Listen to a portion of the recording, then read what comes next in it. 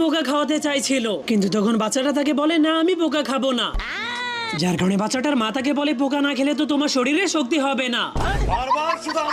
কিন্তু তবুও সেই বাচ্চাটা সেটা খেতে রাজি হচ্ছিল না, কারণ সে মুরগির বাচ্চা হওয়া সত্ত্বেও মুরগির রোস্ট খেতে চাইছিল। এই জন্য তার মা অনেক রেগে পোকাটাকে রেখেই চলে যায়।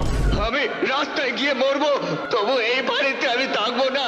এই জন্য মুরগির বাচ্চাটা স্বপ্নের মধ্যেই মুরগির রোস্ট খেতে শুরু করে দেয়। আমার কাছে কোনো ব্যাপারই না। हैं ये क्या हो गया? এটা বলেই বাচ্চাটা রোস্ট খাওয়ার জন্য বাড়ি ছেড়ে পালিয়ে যায়। ঠিক তখনই বাচ্চাটা তার বিপরীত পাশে একটা মোরগের ছায়া দেখতে পেয়ে সেই মোরগটাকে রোস্ট বানিয়ে খাওয়ার জন্য তার উপরে আক্রমণ করে দেয়। কিন্তু সেটা কোনো মোরগ ছিল না, সেটা একটা মোরগের মূর্তি ছিল।